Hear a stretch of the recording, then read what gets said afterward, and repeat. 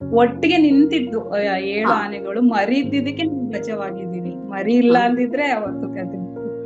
ಹಾ ನನ್ನ office room ಅಲ್ಲಿ ತುಂಬಾ ಅತ್ತೆ ಅವತ್ತು. ಅಂದ್ರೆ ನನ್ಗೆ ಇಷ್ಟವಾದದನ್ನ ನಾನ್ ಮಾಡಕ್ ಆಗ್ತಿಲ್ಲ ಅಂತ ಹೇಳ್ಬಿಟ್ಟು ನನ್ನ ಅಕ್ಕಂದಿರ್ ಇಬ್ಬರನ್ನ ಸೋಷಿಯಲ್ ವೆಲ್ಫೇರ್ ಆಫೀಸ್ಗೆ ಊಟ ಇಲ್ಲ ಅಂತಾನೆ ಹಾ ಅವ್ರನ್ನ ಹಾಸ್ಟೆಲ್ಗೆ ಸೇರ್ಸಿದ್ರು.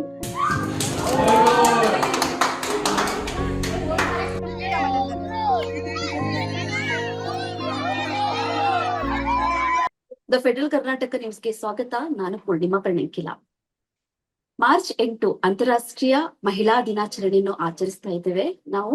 ಈ ದಿನಾಚರಣೆ ಮಹಿಳೆಯರಿಗಾಗಿ ಮೀಸಲ್ಪಟ್ಟಿದೆ. ಈ ದಿನದಂದು ನಾವು ಮಹಿಳೆಯರು ವಿವಿಧ ಕ್ಷೇತ್ರದಲ್ಲಿ ಮಾಡಿದ ಸಾಧನೆ, ಮಹಿಳೆಯರ ಸಬಲೀಕರಣ ಹಾಗೂ ಮಹಿಳೆ ಎದುರಿಸುತ್ತಿರುವ ಸಮಸ್ಯೆಗಳ ಬಗ್ಗೆ ಚರ್ಚೆ ಮಾಡ್ತಾ ಇರ್ತೇವೆ. ಇವತ್ತು ದ ಫೆಡರಲ್ ಕರ್ನಾಟಕದೊಂದಿಗೆ ನಮ್ ಜೊತೆ ಇದ್ದಾರೆ ಒಬ್ರು ಆದಿವಾಸಿ ಬುಡಕಟ್ಟು ಜನಾಂಗದ ಮೊದಲ ಸ್ನಾತಕೋತ್ತರ ಪದವಿ ಪಡೆದ ಮಹಿಳೆ ಆಶಾ ಅವರು.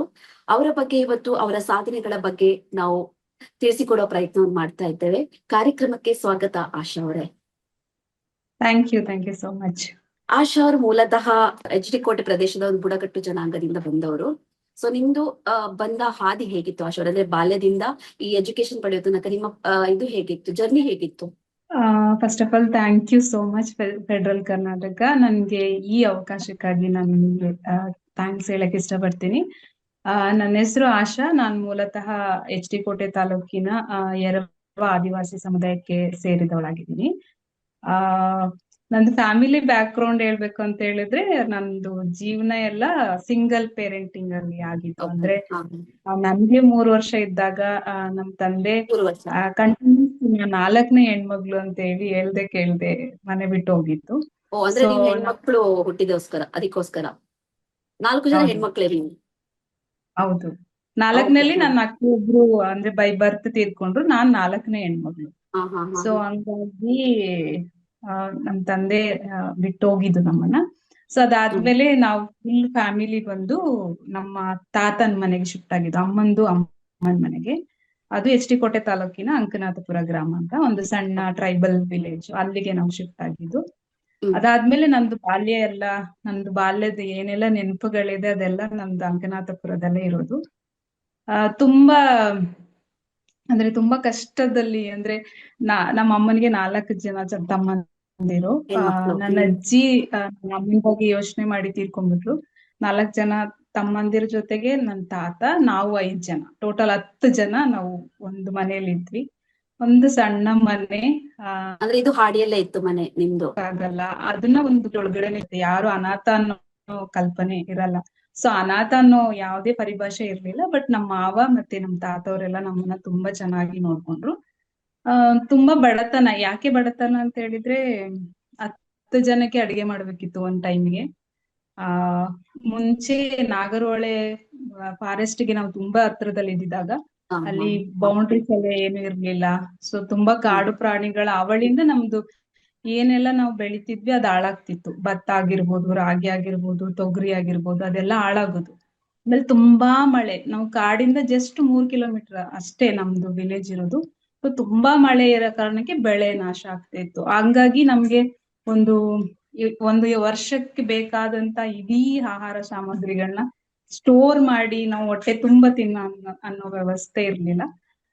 ಈಗ್ಲೂ ನನಗ್ ಭಯ ಆಗತ್ತೆ ಕೆಲವೊಂದ್ಸತಿ. ಜೂನ್ ಜುಲೈ ಬಂದ್ರೆ ತುಂಬಾ ಅಂದ್ರೆ ತಿನ್ನಕ್ ಊಟನೇ ಇರ್ತಿರ್ಲಿಲ್ಲ. ಸೊ ಮಳೆ ಬಂತು ಅಂದ್ರೆ ತುಂಬಾ ಅಂದ್ರೆ ಫುಡ್ ಇನ್ಸೆಕ್ಯೂರಿಟಿ, ತುಂಬಾ ಇನ್ಸೆಕ್ಯೂರಿಟಿ ಫುಡ್ಗೆ.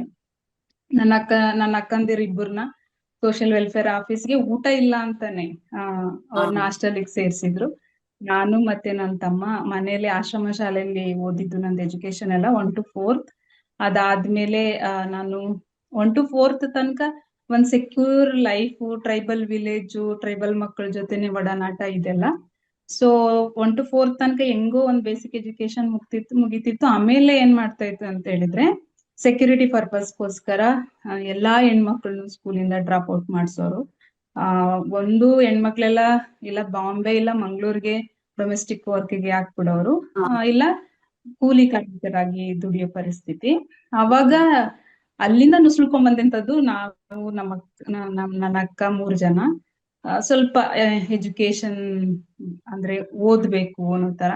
ಮತ್ತೆ ನಮ್ಮ ಅಮ್ಮನ್ ಕನ್ಸ್ ಏನು ಅಂತ ಹೇಳಿದ್ರೆ ಅವ್ರಿಗೆ 27 ವರ್ಷ ಇದ್ದಾಗ ಅವ್ರಿಗೆ 4 ಮಕ್ಳು ಇದ್ದಿತ್ತು. ಸೊ ಅವ್ರಿಗೆ ಒಂದ್ ಇದ್ದಿತ್ತಿಲ್ಲ, ಆ ನನ್ ಮಕ್ಳಿಗೆ ಏನಾದ್ರೂ ಪ್ರಾಬ್ಲಮ್ ಆದ್ರೂ ಪರವಾಗಿಲ್ಲ, ಒಂದು ಸೆಟ್ ಆಫ್ ಎಜುಕೇಶನ್ ಅಟ್ಲೀಸ್ಟ್ 10ನೇ ಕ್ಲಾಸ್ ತನಕ ಓದ್ಲಿ ಅನ್ನೋದೊಂದು. ಹ್ಮ್. ಬಟ್ ಇಡೀ ಸಮುದಾಯದಲ್ಲಿ ಆಫ್ಟರ್ ಪ್ಯೂಬರ್ಟಿ ಏನಿದೆ ಅದು ಒಂಥರ ರಿಸ್ಟ್ರಿಕ್ಷನ್ ಇತ್ತು. ಮೆಚೂರ್ಡ್ ಆದ್ಮೇಲೆ ಮಕ್ಕಳು ಶಾಲೆಗೆ Okay. ಹೋಗುದು, ಹಾ, ಹಾ. ಕಾಲೇಜ್ಗೆ ಹೋಗೋದು, ಒಂಥರ ಸೋಷಿಯಲ್ ಹೋಗ್ಬಾರ್ದು ಅಂತ ಬಾಯ್ಕಾಟ್, ರಿಸ್ಟ್ರಿಕ್ಷನ್. ಯಾರ್ ಹೋಗ್ಬಾರ್ದು. ಮಾಡ್ತಿದ್ರು ಈ ರಿಸ್ಟ್ರಿಕ್ಷನ್? ಯಾರು ಮಾಡ್ತಾ ಇದ್ರು ಮನೆಯಲ್ಲಿ? ಗಂಡಸರು ಮಾಡ್ತಿದ್ರಾ, ಇಲ್ಲ ಅಮ್ಮಂದಿರು ಮಾಡ್ತಾ ಇದ್ರಾ, ಇಲ್ಲ ಕಮ್ಯುನಿಟಿ ಅವ್ರು ಯಾರಾದ್ರೂ ಮಾಡ್ತಾ ಇದ್ರು? ಕಮ್ಯುನಿಟಿ ಮನಸ್ಥಿತಿನೇ ಆಗ್ಯಲ್ಲ, ಹೆಂಗಸರು ಹ್ಮ್. ಗಂಡಸರು ಅಂತಲ್ಲ, ಇಡೀ ಹಾ. ಸಮುದಾಯದ ಮನಸ್ಥಿತಿನೇ ಆಗಿರ್ತಾ ಇತ್ತು. ಸೊ ಅದ್ರಲ್ಲಿ ನನ್ನ ಅಕ್ಕ ಫಸ್ಟ್ ನುಸುಳ್ಕೊಂಡು ಹೋಗಿದ್ದು ಅಂದ್ರೆ ಕಾಲೇಜ್ ಲೆವೆಲ್ ತನಕ. ಅವಾಗ Okay. ಇಡೀ ಕಮ್ಯುನಿಟಿಯಲ್ಲಿ ಫಸ್ಟ್ ನಮ್ಮ ನಮ್ಮ ಇಡೀ ಎರವ ಸಮುದಾಯದಲ್ಲಿ ಫಸ್ಟ್ ಕಾಲೇಜಿಗೆ ಅಂತ ಹೋಗಿದ್ದು ನನ್ನ ಅಕ್ಕ. ಸೊ ಅವಾಗ ಕಾಲೇಜಿಗೆ. ತುಂಬಾ ಅಂದ್ರೆ ತುಂಬಾ ಮಾತುಗಳು ನಾವು ಕೇಳಿಸ್ಕೊಂಡಿದೀವಿ. ಅಂದ್ರೆ ಹೆಣ್ಮಕ್ಳನ್ನ ಅದು ಮೈಸೂರ್ ಅಂತ ಜಾಗಕ್ಕೆ ಕರ್ಕೊಂಡ್ ಹೋಗೋದು ಅಂದ್ರೇನೆ ಬೇರೆ ತರ ಏನೋ ಮಾಡ್ಲಿಕ್ಕೆ ಕಳಿಸ್ತಿದಾರೆ ಅನ್ನೋ ತರ ಮನಸ್ಥಿತಿ. ಆಮೇಲೆ ನಾವು ಕಾಲೇಜಿಂದ ಬರ್ಬೇಕಾದ್ರೆ ಸಂಜೆ ಬರ್ತಿದ್ವಿ, ಆ ಮಾತುಗಳನ್ನ ಕೇಳಿಸ್ಕೊಳಕ್ ಆಗ್ತಿರ್ಲಿಲ್ಲ. ಆಮೇಲೆ ಮೆಚೂರ್ಡ್ ಆದ ತಕ್ಷಣ ಮದ್ವೆದೇ ಕಾನ್ಸೆಪ್ಟ್, ಅದನ್ನೆಲ್ಲ ಮೀರಿ ಹಾ, ಅದು ತಂದೆ ಇಲ್ದೇ ಇರೋ ಹೆಣ್ಮಕ್ಳು ಬರೋದು ಅಂದಾಗ ಅದು ಅಂದ್ರೆ ಸೋಷಿಯಲಿ ನಮ್ಗೆ ತುಂಬಾ ಫ್ಯಾಮಿಲಿಯಲ್ಲಿ ಇಲ್ಲ, ಫ್ಯಾಮಿಲಿಯಲ್ಲಿ ಹಾ, ತುಂಬಾ ಹಾ. ಎನ್ಕರೇಜ್ಮೆಂಟ್ ಇದ್ವಿ, ಮುಂದಕ್ಕೆ ಹೋಗ್ಬೇಕು, ಅವ್ರ ಕಾಲ್ ಮೇಲೆ ಅವ್ರು ನಿಂತ್ಕೋಬೇಕು ಆತರ. ಬಟ್ ಸೋಷಿಯಲಿ ನಮ್ಗೆ ತುಂಬಾ ರಿಸ್ಟ್ರಿಕ್ಷನ್ಸ್ ಆಗ್ತಿತ್ತು. ಸೋಷಿಯಲಿ ನೀವು ಯಾವ ನಾವು ಸಮಸ್ಯೆ ಜಾಸ್ತಿ ಎದುರಿಸಿದ್ರಿ? ಜಾಸ್ತಿ ಅಂತ ಹೇಳಿದ್ರೆ ಹೆಂಗೆ ಅಂದ್ರೆ ನಾವು ಎಜುಕೇಶನ್ಗೆ ಹೋಗ್ತಾ ಇದ್ದೀವಿ ಅಂತ ಅಂದ ತಕ್ಷಣ ಈವನ್ ಬಟ್ಟೆ ಫಸ್ಟ್ ಎಲ್ಲ ಲಂಗ ಓಕೆ. ಬ್ಲೌಸ್ ಹಾ, ಹಾಕ್ತಾ ಹಾ, ಇದ್ದಿದ್ದು. ಹಾ. But okay. ಹಾ. ಅಕ್ಕ ಕಾಲೇಜ್ಗೆ ಹೋದ್ಮೇಲೆ ಅವಳು ಚೂಡಿದಾರ್ ಹಾಕಕ್ ಸ್ಟಾರ್ಟ್ ಮಾಡಿದ್ಲು. ಹ್ಮ್. ಬಟ್ಟೆಯಿಂದ ಹಿಡ್ದು ಅಂದ್ರೆ ಇಡೀ ಸಮುದಾಯದಲ್ಲಿ ಯಾರು ಚೂಡಿದಾರ್ ಹಾಕ್ದಿರುವಾಗ ನಾವ್ ಹಾಕೊಂಡಾಗ ಅದು ಬಟ್ಟೆಯಿಂದ ನಮ್ಗೆ ಡಿಸ್ಕ್ರಿಮಿನೇಷನ್ ಆಗಿರ್ಬೋದು. ಆಮೇಲೆ ನಾವು ಇರೋ ರೀತಿಗೆ ಅಂದ್ರೆ ಮೈಸೂರ್ಗೆ ಹೋದ ತಕ್ಷಣ ಆಟೋಮೆಟಿಕಲಿ ಸ್ವಲ್ಪ ಟ್ರೈಬಲ್ ಮಾಡರ್ನ್ ಆಗಿ. ವಿಲೇಜ್ ಹಾ. ಅಂದ ತಕ್ಷಣ ಆ, ಆ, ಸ್ವಲ್ಪ ನಾವು ಬೇರೆ ತರನೇ ಕಾಣಿಸ್ತೀವಿ. ಅದು ಮತ್ತೆ ನಮ್ ಜೊತೆ ಇನ್ನೊಂದು ಏನಂತ ಹೇಳಿದ್ರೆ ನಮ್ಮನ್ನ ಅಂದ್ರೆ ಈಗ ತಂದೆ ಇಲ್ದಿರೋ ಮಕ್ಳು ಎಲ್ಪ್ ಕೇಳ್ಬಿಡ್ತಾರೆ ಅಂದ್ಬಿಟ್ಟು ಸಮುದಾಯನೇ ಮಾತಾಡಿಸ್ತಿರ್ಲಿಲ್ಲ. ಅಂದ್ರೆ ನಾವೇನಾದ್ರೂ ಎಲ್ಪ್ ಕೇಳ್ಬಿಡ್ತೀವಿ, ಫೀಸ್ಗೆ ದುಡ್ಡು ಕೇಳ್ತೀವಿ, ಆಮೇಲೆ ತಿನ್ನಕ್ಕೆ ಏನಾದ್ರೂ ಊಟ ಕೇಳ್ತೀವಿ, ಆಹಾರ ಕೇಳ್ತೀವಿ ಅನ್ನೋ ವಿಚಾರಕ್ಕೆ ನಮ್ಮನ್ನ ಅಂದ್ರೆ ಸಪ್ರೇಟ್ ನೋಡೋರು ನಮ್ಮನ್ನ. So Okay. ಅದೆಲ್ಲ ತುಂಬಾ ಕಷ್ಟ ಅನ್ಸ್ತಿತ್ತು ನಮ್ಗೆ ಶುರುಲಿ. ಆಮೇಲೆ ನನ್ಗೆ ಒಂದು ಚಿಕ್ಕದ್ರಿಂದಾನು ನಮ್ಮ ಸಮುದಾಯ ಮತ್ತೆ ಇತರ ಆದಿವಾಸಿ ಅಲ್ಲದ ಸಮುದಾಯಗಳ ಬಗ್ಗೆ ಯಾವಾಗ್ಲೂ ನನ್ನ ತಲೆಯಲ್ಲಿ ಕಂಪ್ಯಾರಿಸನ್ ನೋಡೋದು, ನಾವ್ಯಾಕೆ ಹೀಗೆ ಅಂತ. ಆಮೇಲೆ ಶಾಲೆಲೂ ಅಷ್ಟೇ ನಮ್ಮನ್ನ ಟ್ರೀಟ್ ಮಾಡ್ತಿರೋ ರೀತಿನೇ ಬೇರೆ ತರ, ಆ ಹೇಗೆ ಮಕ್ಳು ಟ್ರೀಟ್ ಅನ್ನೋ ಮಾಡ್ತಿದ್ರು ತರ. ಸ್ಕೂಲಲ್ಲಿ, ಅದೆಲ್ಲ ಕಾಲೇಜಲ್ಲೆಲ್ಲ? ಏನಾದ್ರು ಅಲ್ಲಿ ಸ್ಕೂಲಲ್ಲಿ ಭೇದ ಹೇಗೆ ಭಾವ ಅಂತ ಮಾಡ್ತಿದ್ರ? ಹೇಳಿದ್ರೆ ಬೇರೆ ಮಕ್ಕಳು ಬೇರೆ, ಈ ಆದಿವಾಸಿಗಳು ಬೇಗ ಆತರ ಏನಾದ್ರು ಜಾತಿ ಪದ್ಧತಿ ಕಾಲೇಜ್ ಸ್ಕೂಲಲ್ಲಿ ಕೂಡ ಇತ್ತಾ? ಜಾತಿ ಪದ್ಧತಿ ಅಲ್ಲ, ನಮ್ ಲುಕ್ಕು, ಹಾ, ನಾವಿರೋ ಲುಕ್ಸ್ ವೈಸ್. Curly okay. ಏರು, ನಾವು ನಮ್ ಫಿಸಿಕಲ್ ಫೀಚರ್ಸ್ ಇಂದಾನೇ ಅವ್ರಿಗೆ ಐಡೆಂಟಿಫೈ ಆಗ್ತಿತ್ತು ನಾವು ಟ್ರೈಬ್ಸ್ ಅಂತ. So okay. ಮತ್ತೆ ನನ್ ಎಸ್ಪೆಷಲಿ ಗೊತ್ತಾಗ್ತಿತ್ತು ಅಂದ್ರೆ ವಿಲೇಜ್ ಅಂದ ತಕ್ಷಣ ಇವ್ರು ಇದೇ ಈ ಆದಿವಾಸಿ ಸಮುದಾಯಗಳಿಂದಾನೇ ಬರೋದು ಅಂತ.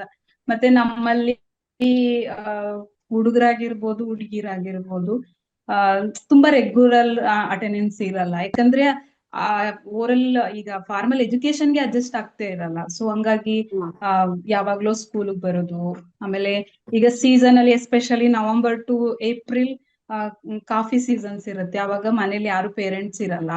ಸೊ ಅವಾಗ ತುಂಬಾ ಅಂದ್ರೆ ಡ್ರಾಪ್ ಔಟ್ಸ್ ಮತ್ತೆ ಸ್ಕೂಲ್ಗೆ ಅಬ್ಸೆನ್ಸ್ ತುಂಬಾ ಜಾಸ್ತಿ ಆಗೋದು. ಈಗ ಹಬ್ಬ ನಮ್ದು ಕಲ್ಚರಲ್ ಫೆಸ್ಟಿವಲ್ಸ್ ಎಲ್ಲ ಆಗ್ತಿರುತ್ತೆ, ಅವಾಗ ಮಕ್ಕಳು ಅಲ್ಲಿ ಪ್ರೆಸೆನ್ಸ್ ಇರೋದು ತುಂಬಾ ಇಂಪಾರ್ಟೆಂಟ್ ಇರುತ್ತೆ. ಹಂಗಾಗಿ ತುಂಬಾ ಆಬ್ಸೆನ್ಸ್ ಎಲ್ಲ ಆಗೋದು. ಮತ್ತೆ ಒಂದು ಅಂದ್ರೆ ಸೋಕಾಲ್ಡ್ ರೆಗ್ಯುಲೇಷನ್ಸ್ ಇರ್ತಿರ್ಲಿಲ್ಲ. ಅವಾಗೆಲ್ಲ ನಮ್ಮನ್ನ ಅಂದ್ರೆ ಒಟ್ರಾಸಿ ಟ್ರೀಟ್ ಮಾಡೋರು. ಅಂದ್ರೆ ಓಕೆ. ಇವ್ರು ಹಿಂಗೇನೆ, ಇವ್ರು ಕಾಲೇಜಲ್ಲಿ. ಉದ್ಧಾರ ಆಗಿಲ್ಲ, ಹಾ, ಹಾ, ಇವ್ರಿಗೆ ಹಾ. ಎಷ್ಟು ಹೇಳಿದ್ರು ಅಷ್ಟು ನೆಗ್ಲಿಜೆನ್ಸಿ. ಆ ಓಕೆ. ಈ ತರ ಅಂದ್ರೆ ಆ ಥಾಟ್ ಅವ್ರ ಡಿಸ್ಕ್ರಿಮಿನೇಷನ್ಗೆ. ಮೇಲೆ ಬಂದಿತ್ತು, ಟೀಚರ್ಸ್ ಗಳ ಮೇಲೆ, ಹೌದೌದು, ಈ ಮಕ್ಕಳು ಈ ತರನೇ ಗೊತ್ತಾಗ್ತಿತ್ತು ಇರ್ತಾರೆ.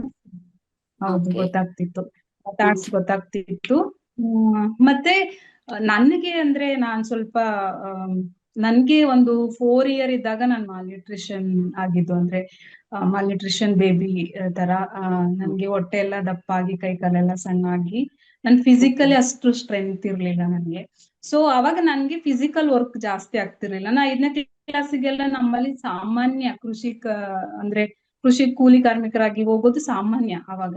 ಸೊ ನಂಗೆ ಕೃಷಿ ಕೂಲಿಗಳಲ್ಲಿ ನಂಗೆ ಎಫೆಕ್ಟಿವ್ ಆಗಿ ನಾನು ತೊಡ್ಕೊಳಕ್ ಆಗ್ತಿರ್ಲಿಲ್ಲ. ಆಗ ನನ್ಗನ್ಸಿದ್ದು ಏನು ಅಂತ ಹೇಳಿದ್ರೆ, ನನ್ಗೆ ಬುದ್ಧಿ ಚೆನ್ನಾಗಿತ್ತು, ಚೆನ್ನಾಗಿ ಓದ್ತಿದ್ದೆ. ಸೊ ಅವಾಗ ನನ್ಗನ್ಸಿದಿಲ್ಲ, ನಾನ್ ಚೆನ್ನಾಗಿ ಓದಿದ್ರೆ ಒಂದು ನಮ್ಮ ಮನೇಲಿ ಶಾಲೆ ಬಿಡ್ಸಲ್ಲ, ಮತ್ತೆ ಇನ್ನೊಂದು ನಂಗೆ ರೆಸ್ಪೆಕ್ಟ್ ಸಿಗುತ್ತೆ ಅನ್ನೋದು ತುಂಬಾ ಸಣ್ಣ ವಯಸ್ಸಿಗೆ ನನ್ಗೆ ಅನ್ಸ್ತು. ಒಂದು 4th ಸ್ಟ್ಯಾಂಡರ್ಡ್ಗೆಲ್ಲ ನನ್ ಡ್ರೀಮ್ ಡಾಕ್ಟರ್ ಆಗ್ಬೇಕು ಅಂತ.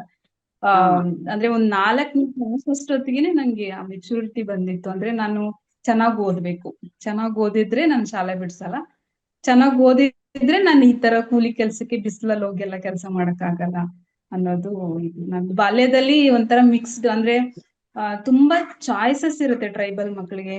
ಒಂದು ಓದಿದ್ರೆ ಓದ್ಬೋದು, ಇಲ್ಲಾಂದ್ರೆ ಮುಗಿತ ಅವ್ರ ಕತೆ, ಕೂಲಿ ಕಾರ್ಮಿಕರಾಗಿರೋ ಅಥವಾ ಇನ್ನೆಲ್ಲೋ ಅಡಿಕ್ಷನ್ ಇನ್ನೊಂದಂತ ಹೇಳಿದ್ರೆ ಎಜುಕೇಶನ್ ಪಾರ್ಟಿಗೆ ಬಂದ್ರೆ ಕೆಲವೊಂದು ಸ್ಕೂಲ್ಗಳು ಹಳ್ಳಿಗಿಂತ ದೂರ ಇರುತ್ತೆ, ಕರೆಕ್ಟ್ ಆಗಿ ಸೌಲಭ್ಯಗಳು, ಮೂಲ ಸೌಕರ್ಯಗಳು ಇರಲ್ಲ. ಅದು ಕೂಡ ಒಂದು ಕಾಲೇಜ್ ಸ್ಕೂಲ್ ಡ್ರಾಪ್ ಔಟ್ ಆಗ್ಲಿಕ್ಕೆ ಇದು ಒಂದು ರೀಸನ್ ಇರಬಹುದಲ್ವಾ?